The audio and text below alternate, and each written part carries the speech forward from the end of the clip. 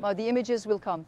Now, you know that we have been talking for days about the ceasefire in Gaza, or rather the possibility of it. New footage from the custom brigades. In the evening, at least as far as we know, of course I've been saying this ever since it was served. Director, I'll ask Mr. Ire to interpret the footage, then I'll move on to Mr. Bekir. We may encounter some provocative processes in this incident. I mean, Israel is acting together with the Pentagon. Are you saying here? No, in the process of Turkey without terrorism. I am talking about Iraq. I mean, you know, but in the end, this does not change the decisive policy implemented by the Turkish state mind. Okay, laughs. Now, the custom brigades shot the Israeli soldiers, and the soldier there escaped captivity at the last moment.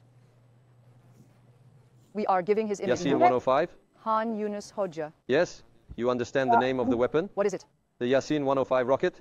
Qassam produces it itself. They don't buy it from outside. They produce it themselves in underground workshops. It has a double detonation, a double explosion. This is a rocket developed by Qassam specifically for Merkava tanks. From I'll give you the information. What distance? About 1,000 meters. 1,000 meters. So, what do you say about this video, Hoxha? I mean, I don't remember for a very long time, at least I don't know if I'm wrong, but for a while from the custom brigades, such videos were edited in a very fast way coming in. But I guess we haven't shared such images for a long time, neither we nor our viewers. In fact, when we talk about this process, when we talk about the ceasefire in Gaza, we don't know how sincere Netanyahu is, of course. Being sincere and Netanyahu in the same sentence, could these images be a message to the Israeli government? Definitely a message. A message not only to Israel, but also to the powers behind it. You know, as far as I learned, when the Israeli soldier there was trying to be taken prisoner, encountered is neutralized due to resistance. It is said that 2 soldiers and 2 demolition vehicles are targeted in the operation. 1 soldier is killed and 1 soldier escapes at the last moment from being taken prisoner. He can't escape either. He couldn't escape? Yes, he is being neutralized. They look at him. There are injuries. When he tries to escape wounded, they try to take him prisoner. The other person was taken prisoner then, soldier. He cannot be taken. So he tries to escape. They see that there are other soldiers in the back who might be engaged in a firefight. Therefore, they neutralize him there as well. So there are 2 dead. 2 dead. 2 Israeli soldiers.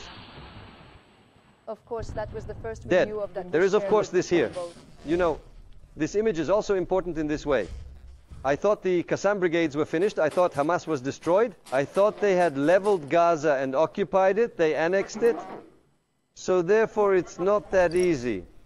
At the moment, the Qassam brigades, 5 resistance organizations have reached the highest level of guerrilla practice in the world. Very capable warriors. It is not easy to destroy them with tanks, cannons, rifles. I mean, it's impossible. They are the rulers of this place. They are the spirit, the ghosts of this place. They come out of nowhere, hit and leave. Therefore, it is impossible to destroy them. In this sense, the fact that these images were published right after the Nathaniel Trump meeting at this very point to Israel, it's extremely significant, sir. And there is also another video. Can I ask you for it? Isn't it the one where they opened fire on civilians? I mean, of course, we've seen a lot of these and similar ones. Every time. Yes, unfortunately. This rabid Zionist. The administration is responsible for the despicable massacre of civilians and doesn't hold back. If you can afford it, go and fight with the Qassam brigades. They are waiting for you there. Yes, unfortunately.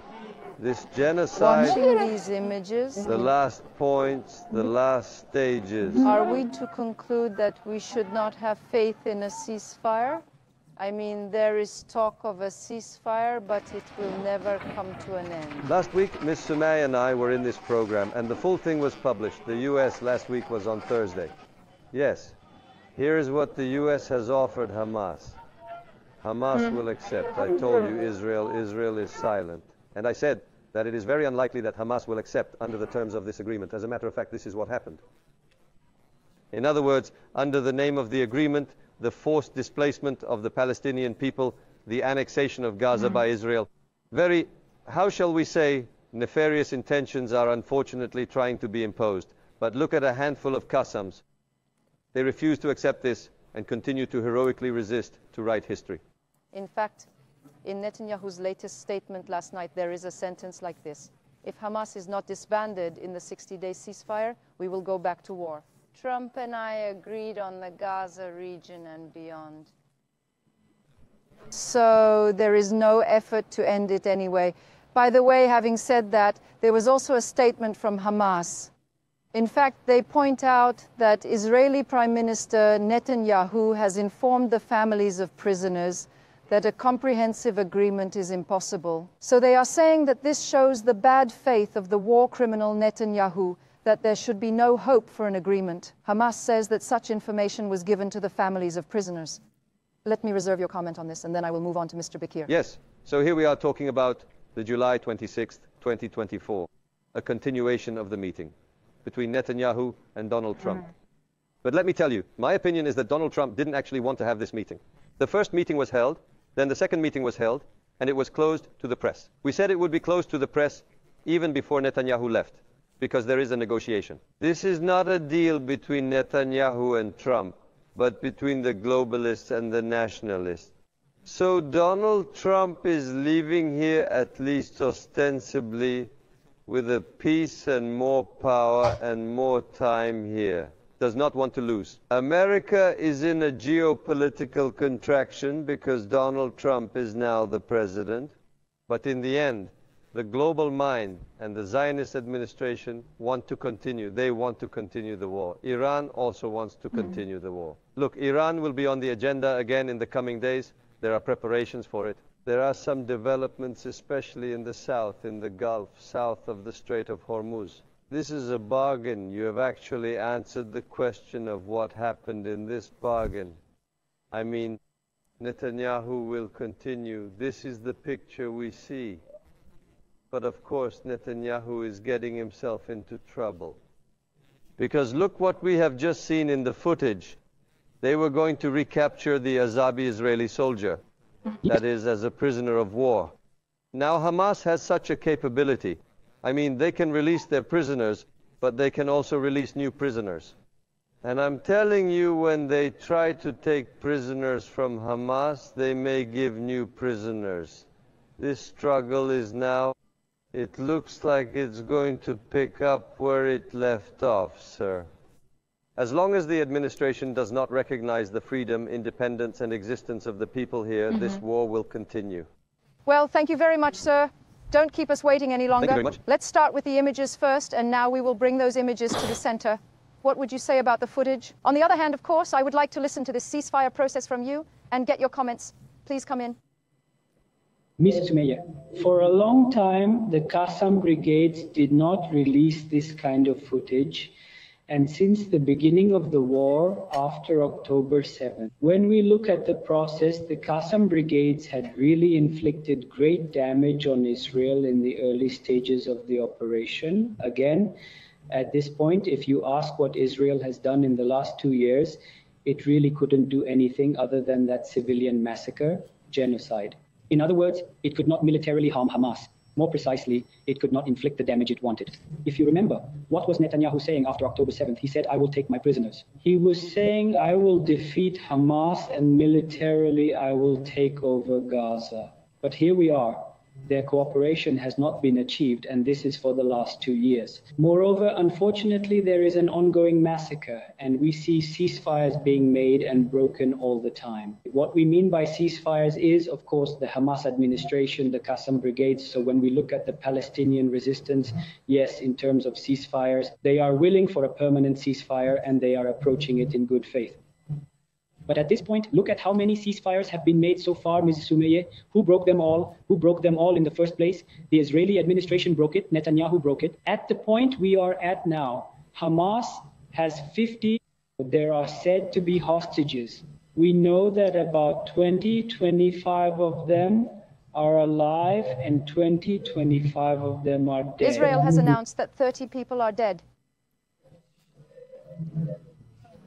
In this sense, in the coming process, Israel wants to take those last surviving hostages with such a ceasefire. Again, there is a 60-day ceasefire, but there is a difference here, Mr. Mayor.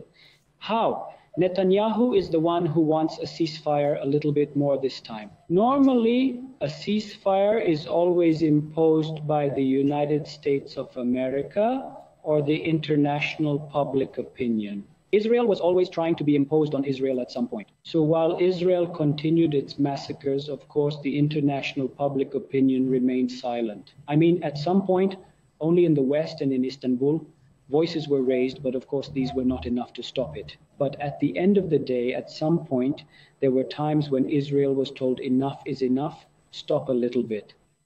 In all of them, Netanyahu did not actually want a ceasefire. He was faking the ceasefire a little bit, so to speak. In other words, he accepted it a little bit, and Netanyahu tried to soften the reactions from external actors, international public opinion, and domestic public opinion.